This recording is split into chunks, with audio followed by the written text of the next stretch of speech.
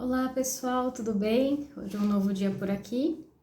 Boatos de que hoje sai o edital da magistratura. Nós estamos aqui, já na parte do título 2 do cumprimento da sentença. E agora, nós estamos no capítulo 2, que trata sobre o cumprimento provisório da sentença, que reconhece a exigibilidade da obrigação de pagar quantia certa. Então, resumindo aqui, esse tópico que a gente vai ler agora, este capítulo que a gente vai ler agora, é sobre a obrigação de pagar quantia certa. E nos próximos, nós vamos ver que aí vai ser... Deixa eu ver, o capítulo esse que a gente tá vendo, então, é sentença que reconhece a exigibilidade da obrigação de pagar a quantia certa. E o capítulo 3 parece que também é interessante, né? Ah, não, é que esse aqui é o cumprimento provisório, ó, então a gente já vai ter uma noção. Nós vamos ver agora, então, o cumprimento provisório, sobre a exigibilidade de pagar quantia certa. E o próximo capítulo que a gente vai ver aqui, a próxima coisa do código, é o cumprimento definitivo, não é mais provisório, vai ser definitivo, da exigibilidade de obrigação de pagar quantia certa. Beleza. E depois o próximo vai ser, vamos ver, será sobre prestar alimentos, depois a fazenda pública e depois de obrigação de fazer, não fazer ou entregar coisa. Então, os pedidos, eles estão relacionados a isso, né? Os pedidos da inicial são ou de obrigação de pagar a quantia certa, obrigação de fazer ou não fazer, ou de prestar alimentos, etc. E neste título aqui do cumprimento da sentença, o legislador, ele achou melhor separar aqui para os temas, para ser mais fácil, para dar essa direção para os jurisdicionados. Então, sem mais delongas, agora que a gente já sabe mais ou menos a ordem, a gente vai preencher, então, com esses artigos. Então, cumprimento provisório da obrigação de pagar quantia certa, artigo 520, diz o seguinte: o cumprimento provisório da sentença impugnada por recurso desprovido de efeito suspensivo será realizado da mesma forma que o cumprimento definitivo, sujeitando-se ao seguinte regime, : aqui tá, esse inciso está em amarelo.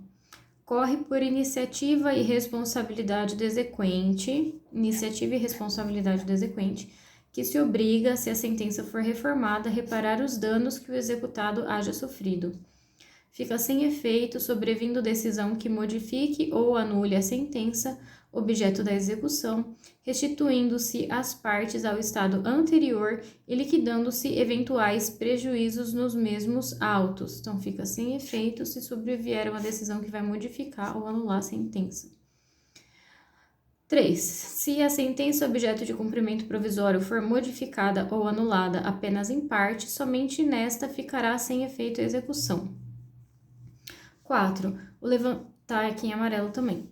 O levantamento de depósito em dinheiro e a prática de atos que importem transferência de posse ou alienação de propriedade ou de outro direito real, ou dos quais possa resultar grave dano ao executado, dependem de caução suficiente e idônea, arbitrada de plano pelo juiz e prestada nos próprios autos.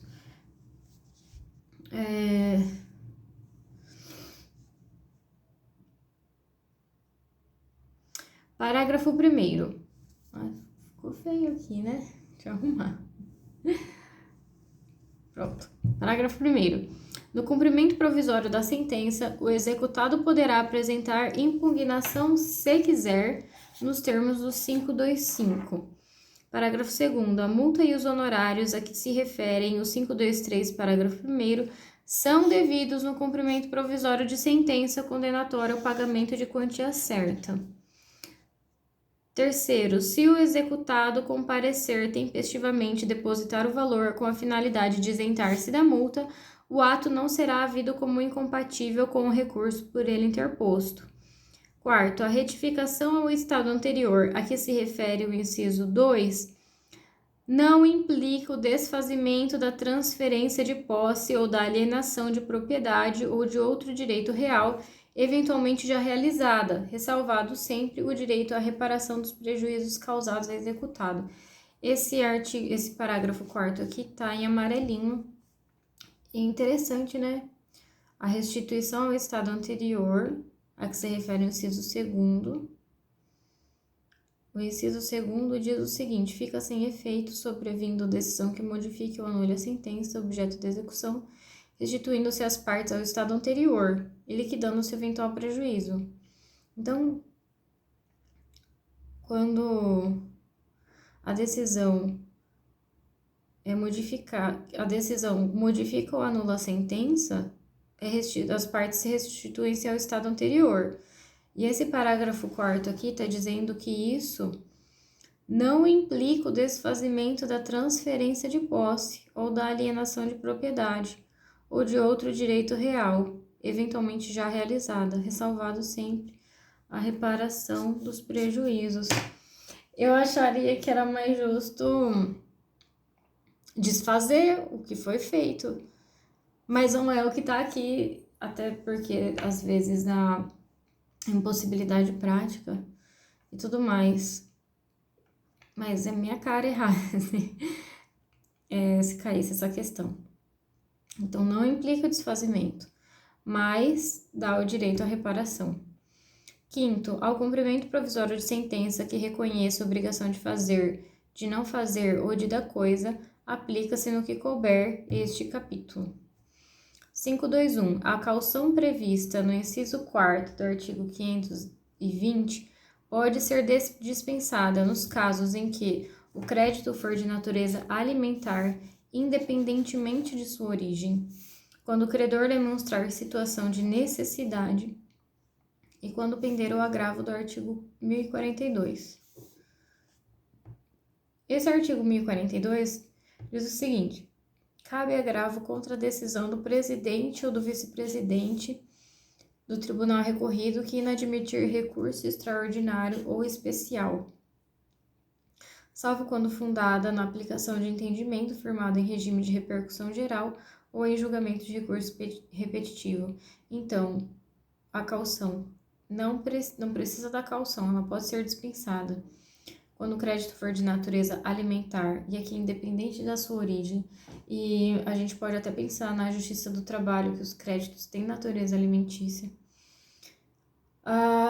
Quando o credor demonstrar uma situação de necessidade, e dependendo do caso também, os trabalhadores demonstram, ainda mais se estiverem desempregados ou tendo em vista o valor do último salário que recebiam ou do valor que recebem, e pender esse agravo, e esse agravo aqui é contra a decisão do presidente ou do vice que inadmite recurso extraordinário ou recurso especial. Aí o próximo inciso diz que aqui tá amarelo, ele tá amarelinho, a sentença a ser provisoriamente cumprida dispensa-se, né? Dispensa-se a caução quando a sentença a ser provisoriamente cumprida estiver em consonância com súmula da jurisprudência do Supremo Tribunal Federal ou do STJ ou em conformidade com o acórdão proferido no julgamento de casos repetitivos. Parágrafo único. A exigência de caução será mantida quando da dispensa possa resultar manifesto risco de grave dano ou de difícil ou incerta reparação. Então, veja, apesar desses incisos, eles trazerem hipóteses em que não é necessário, tem essa ressalva no parágrafo único, que diz que ela vai ser mantida quando da dispensa possa resultar manifesto risco de grave dano, de difícil ou incerta reparação. 522. O cumprimento provisório da sentença será requerido por petição dirigida ao juízo competente. Parágrafo único. Não sendo eletrônicos autos, a petição será acompanhada de cópia das seguintes peças. E aí tem aqui as peças. Mas nós vamos já para o próximo artigo agora, que vai tratar sobre, que na verdade é o novo capítulo, é o capítulo 3, e agora é o cumprimento definitivo, né? Nós estávamos no cumprimento provisório, agora é o cumprimento definitivo, na obrigação de pagar quantia certa.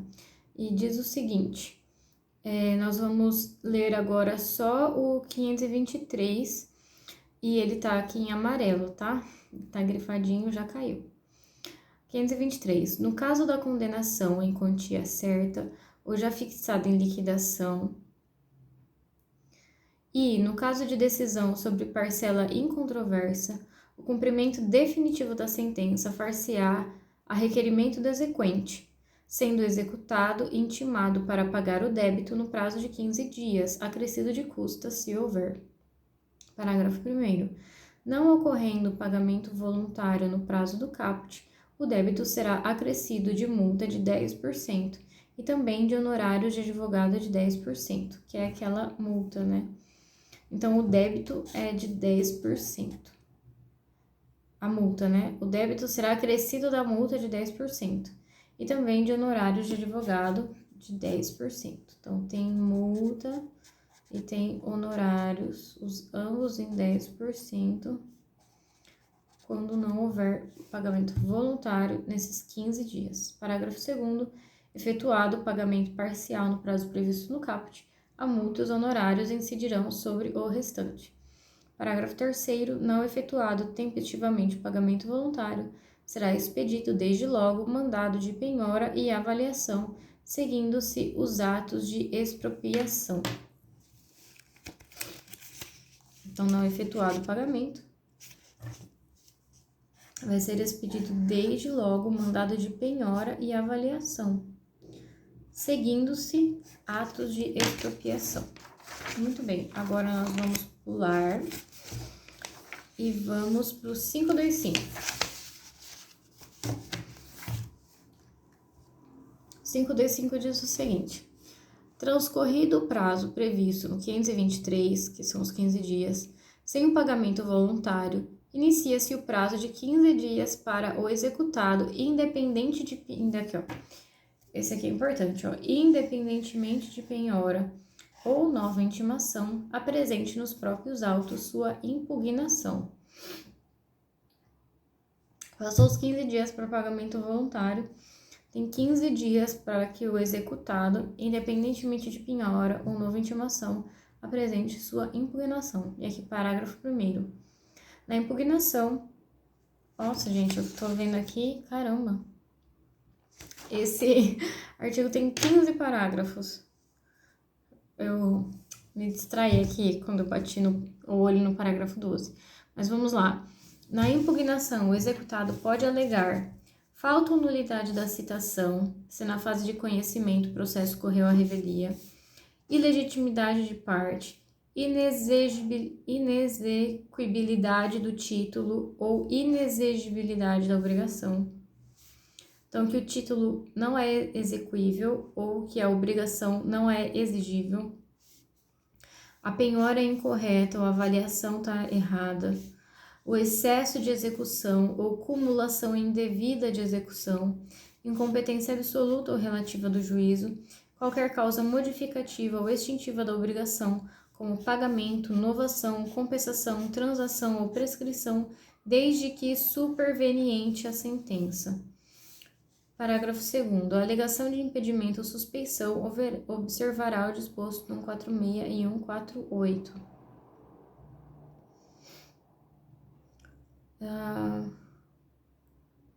Não tá aqui, né, que pode alegar. Tá falando... Bom, tá falando com competência absoluta ou relativa do juízo da execução. Mas esse parágrafo 2º diz ainda, né, que pode ter uma alegação de impedimento ou de suspeição e que ela observará 146 e 148. Aplica-se a impugnação disposto no 229, que fala do prazo em dobro. Quarto, quando o executado alegar que o exequente, em excesso de execução, pleiteia a quantia superior à resultante da sentença, cumprir-lhe-á a declarar de imediato o valor que entende correto, apresentando demonstrativo discriminado e atualizado de seu cálculo. Parágrafo 5º. Na hipótese do parágrafo acima, não apontado o valor correto ou não apresentado o demonstrativo, a impugnação será liminarmente rejeitada se o excesso de execução for seu único fundamento. Ou, se houver outra, a impugnação será processada, mas o juiz não examinará a alegação de excesso de execução. Sexto, a apresentação de impugnação não impede a prática dos atos executivos, inclusive os de expropriação, podendo o juiz, a requerimento do executado, e desde que garantido o juízo com penhora, caução, depósito suficiente, atribuir-lhe efeito suspensivo, se seus fundamentos forem relevantes e se o prosseguimento da execução for manifestamente suscetível de causar ao executado grave dano de difícil ou incerta reparação. Então, a apresentação de impugnação não impede a prática de atos executivos, inclusive de expropriação. E pode o juiz, a requerimento do executado, e desde que ele tenha garantido o juízo com a penhora, com caução ou com depósito, atribuir-lhe efeito suspensivo, se seus fundamentos forem relevantes e se o prosseguimento da execução for suscetível de causar ao executado grave dano de difícil ou incerta reparação. Sétimo, a concessão de efeito suspensivo a que se refere o parágrafo acima não impede a efetivação de atos de substituição, reforço e redução da penhora e de avaliação dos bens. Quando o efeito suspensivo,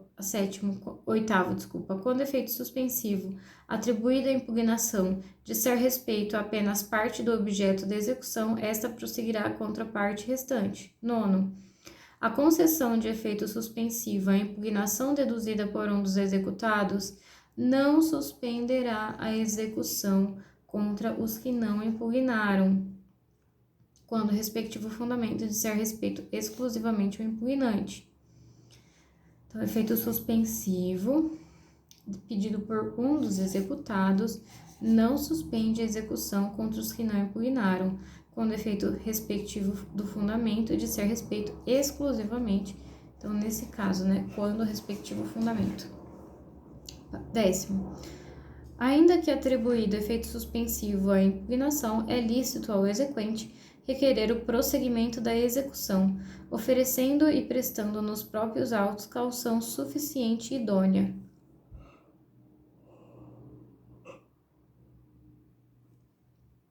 Então, ainda que o juiz deu o efeito suspensivo, o juiz deu, o efeito suspensivo à impugnação. Nesse caso, é lícito ainda que o exequente requeira o prosseguimento da execução, oferecendo a caução idônea, que vai ser arbitrada pelo juiz. 11. As questões relativas a fato superveniente ao término do prazo para a apresentação da impugnação, assim como aquelas relativas à validade e adequação da penhora, da avaliação e dos atos executivos subsequentes, podem ser arguidas por simples petição, tendo executado em qualquer dos casos o prazo de 15 dias para formular essa arguição, contado da comprovada ciência do fato ou da intimação do ato. Então, fato superveniente ao término daquele prazo para impugnação, assim como, além do fato superveniente, então também questões relativas à validade, à execução da penhora, a avaliação dos atos executivos subsequentes podem ser, então, apresentadas por simples petição. Parágrafo 12º. Para efeitos do disposto no inciso 3 do parágrafo 1º, que é aqui, a inexequibilidade e a inexigibilidade. Então, para efeito do disposto no parágrafo 1º do inciso 3, considera-se também inexigível a obrigação reconhecida em título executivo judicial fundado em lei ou ato normativo considerado inconstitucional. Gente, esse parágrafo aqui, muito, muito, muito, muito importante. E o parágrafo 15 também, que a gente vai ler junto, são muito importantes. Veja, eu vou ler. Sim, é porque eu me lembrei agora do que eles tratam. São muito importantes. Ainda mais agora no sistema de precedentes que nós vamos ver daqui para frente, que esse código adotou sobre segurança jurídica, igualdade das decisões, desafogamento dos tribunais e tudo mais. Então, veja, muita atenção. Então, a gente tá no... Vamos ver, a gente tá no 525, não vamos esquecer. Parágrafo 12º. Ele fala que para efeito daquele inciso que fala sobre a inexequibilidade do título ou inexigibilidade da execução, nesses casos aqui, considera-se também inexigível a obrigação, ou seja, ele está dando um exemplo aqui, ó, é inexigível a obrigação reconhecida em um título executivo judicial, que esse título executivo judicial é fundado em lei ou em ato normativo, que é considerado inconstitucional pelo STF, ou ainda é fundado em aplicação ou interpretação de lei ou ato normativo tido pelo STF como incompatível com a Constituição Federal, em controle de constitucionalidade e atenção concentrado ou difuso. Então, tanto faz, olha, constitucional, controle de constitucionalidade concentrado ou difuso, se o STF aqui considerou que aquele lei ou ato normativo ou a interpretação, etc, que era fundado aquele título executivo, que é inconstitucional, então aquela obrigação não é exigível. E o parágrafo 15º diz o seguinte: se a decisão proferida no parágrafo 12º, se a decisão referida no parágrafo 12º for proferida após o trânsito em julgado da decisão exequenda, caberá ação rescisória, cujo prazo será contado do trânsito em julgado da decisão proferida pelo STF. Então, não é da decisão do que gerou a obrigação. É da decisão do STF. Daquela decisão do STF, mais 2 anos, aí nós teremos, então, o prazo para ação rescisória. Aí, então, a gente volta lá, parágrafo 13º. No caso do parágrafo 12º, os efeitos da decisão do STF poderão ser modulados no tempo em atenção à segurança jurídica. 14º, a decisão do STF referida no parágrafo 12º deve ser anterior ao trânsito em julgado da decisão exequenda. Se for posterior, cabe ação rescisória, conforme vimos. Artigo 526. É lícito ao réu, antes de ser intimado para o cumprimento da sentença, comparecer em juízo e oferecer em pagamento o valor que entender devido, apresentando memória discriminada do cálculo. Então, o réu, antes de ser intimado para cumprir sentença, pode comparecer em juízo e pode oferecer o pagamento que entender devido. Parágrafo 1º. O autor será ouvido no prazo de 5 dias e o autor pode impugnar o valor depositado sem prejuízo de levantar do depósito a título de parcela em controvérsia. Levantamento do depósito a título de parcela em controvérsia. Parágrafo 2º. Concluindo o juiz pela insuficiência do depósito, sobre a diferença incidirão multa de 10% e honorários advocatícios, também fixados em 10%, seguindo-se a execução como penhora e atos subsequentes. Parágrafo 3º. Se o autor não se opuser, o juiz declarará satisfeita a obrigação e extinguirá o processo. Artigo 527. Aplicam-se as disposições deste capítulo ao cumprimento provisório da sentença no que couber. Agora nós vamos pular aqui o próximo capítulo, que trata sobre a exigibilidade de obrigação de prestar alimentos. Na verdade, nós vamos pular em partes, porque a gente vai ler o artigo 533, que já caiu em uma prova, que ele tá aqui amarelinho. Então, esse 533 diz o seguinte: quando a indenização por ato ilícito incluir prestação de alimentos, caberá ao executado, a requerimento do exequente, constituir capital cuja renda assegure o pagamento do valor mensal da pensão. E aqui eu faço uma observação, porque a gente tem, acho que no artigo 950 do Código Civil, um artigo semelhante. Então, para falar que aquele artigo do Código Civil tem aqui, olha, dentro do Código de Processo Civil, dentro do capítulo do cumprimento das obrigações de prestar alimentos, também tem uma disposição legal falando que a requerimento do exequente, então o executado vai constituir um capital. Parágrafo 1º, o que também tem em amarelo. O capital a que se refere o caput representado pode ser por imóveis, por direitos reais sobre imóveis, suscetível de alienação, direitos reais sobre imóveis suscetíveis de avaliação, títulos da dívida pública ou aplicações financeiras em banco oficial. Isso aqui, esse capital, ele é inalienável e ele é impenhorável enquanto durar a obrigação do executado, além de constituir um patrimônio de afetação. O próximo capítulo aqui é um capítulo que fala sobre a obrigação de pagar quantia certa pela Fazenda Pública. Então, é quando a Fazenda Pública que tem que pagar essa obrigação. E nós vamos ver aqui o artigo 534, parágrafo 2º, que diz que a multa do lado dos 10% de honorários e sobre o valor do débito, isso não se aplica à Fazenda Pública, tá? 534, parágrafo 2º. E vamos ver também o 535, que diz que a Fazenda Pública é intimada na pessoa de seu representante judicial por carga remessa ao meio eletrônico para, querendo no prazo de 30 dias e nos próprios autos, impugnar a execução. Então, o executado normal tem 15 dias, a Fazenda Pública tem 30, conforme este artigo aqui. E agora nós vamos lá para o cumprimento de sentença que reconheça a exigibilidade da obrigação de fazer ou não fazer ou de entregar coisa, que é o capítulo 6º. Então, vamos ler este capítulo 6º. É o último aqui que trata do cumprimento da sentença. E depois nós mudamos de título. Aí nós entramos no título dos procedimentos especiais.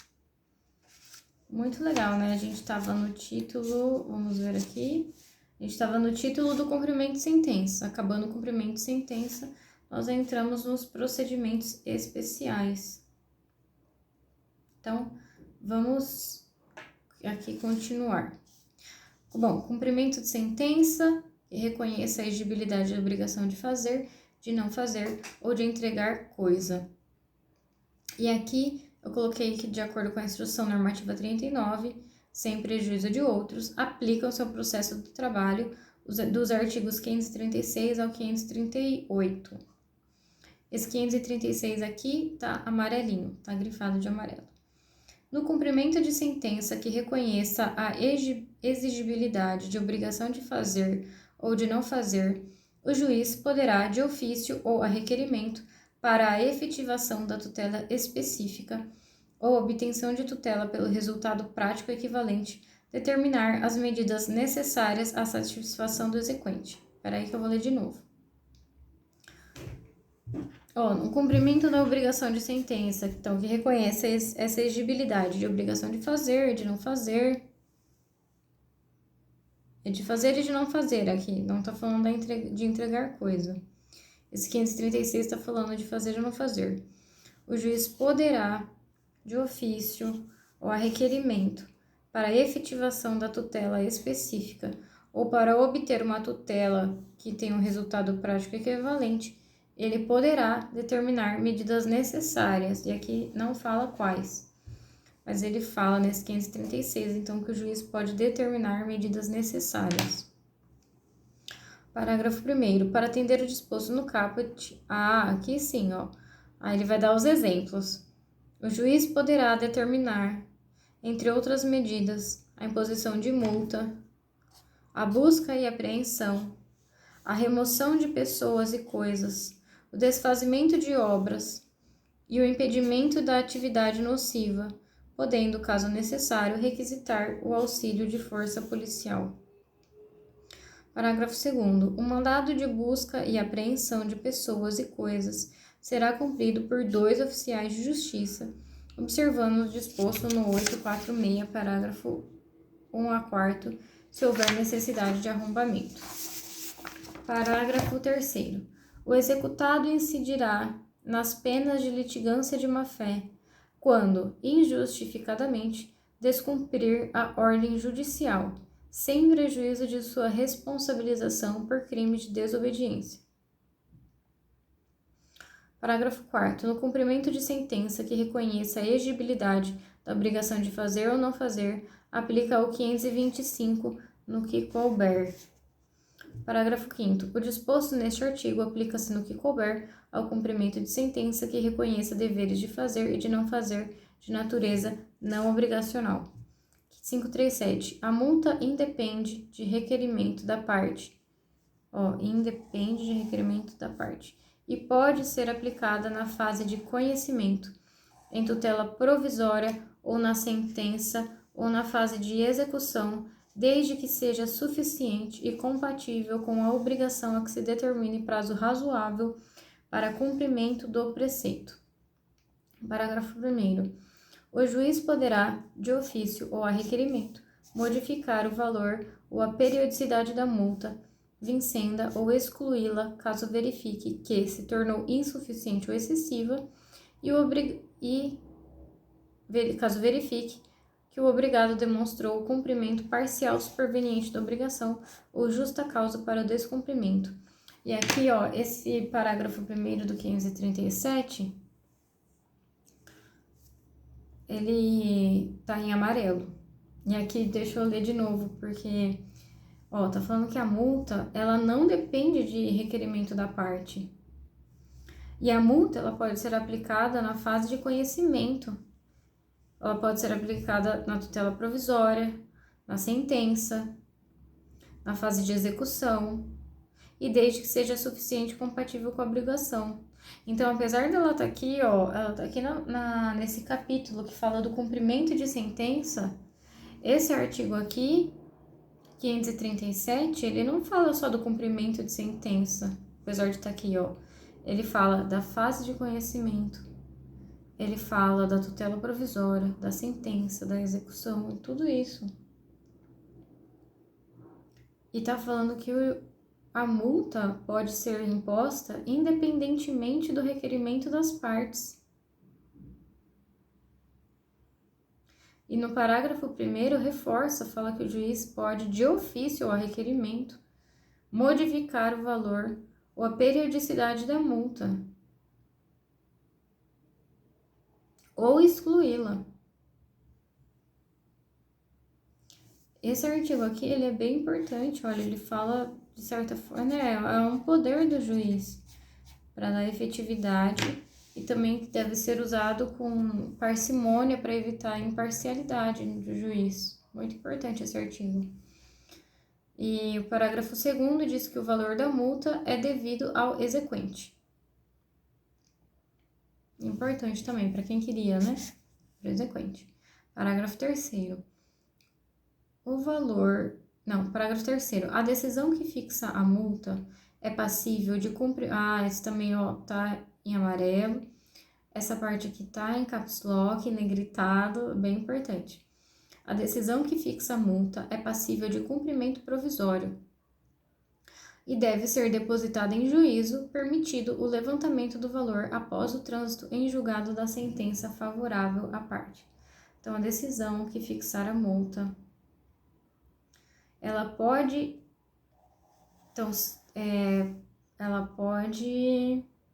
ser cumprida de forma provisória e deve ser depositada em juízo, permitido o levantamento do valor após o trânsito em julgado. Então, assim, a parte até pode pedir o cumprimento provisório da multa, mas ela só vai levantar após o trânsito em julgado. Parágrafo 4º. A multa será devida desde o dia em que se configurar o descumprimento da decisão e incidirá enquanto não for cumprida a decisão que tiver culminado. Parágrafo 5º. O disposto neste artigo aplica-se no que couber ao cumprimento de sentença que reconheça deveres de fazer e de não fazer de natureza não obrigacional. Aí a próxima aqui o próximo artigo, ele vai entrar numa nova seção, que fala do cumprimento de sentença, que reconhece aqui a obrigação de entregar coisa. A gente estava vendo fazer e não fazer, e agora vai ser de entregar. 538. Não cumprida a obrigação de entregar coisa no prazo estabelecido na sentença, será expedido mandado de busca e apreensão ou de emissão na posse em favor do credor, conforme se tratar de coisa móvel ou imóvel. Parágrafo 1º. A existência de benfeitorias deve ser alegada na fase de conhecimento. A existência de benfeitorias deve ser alegada na fase de conhecimento, em contestação, de forma discriminada e com atribuição sempre que possível e justificadamente do respectivo valor. Parágrafo 2º. O direito de retenção por benfeitorias deve ser exercido na contestação na fase de conhecimento. Parágrafo 3º. Aplicam-se ao procedimento previsto neste artigo no que couber as disposições sobre o cumprimento de obrigação de fazer ou de não fazer. Muito bem. Esse vídeo aqui, então, eu vou encerrar, porque no próximo a gente vai começar a ver o novo tema, que é dos procedimentos especiais. Então, com esse vídeo nós fechamos aqui o cumprimento de sentença, nós vimos o provisório, definitivo, depois de obrigação de fazer, de não fazer, de entregar coisa. Demos uma passadinha ali, de leve, na obrigação de prestar alimentos e uma passadinha também no cumprimento da fazenda pública. Então, o próximo vídeo vai ser sobre o próximo tema, que é o novo título, que é os procedimentos especiais. Até lá!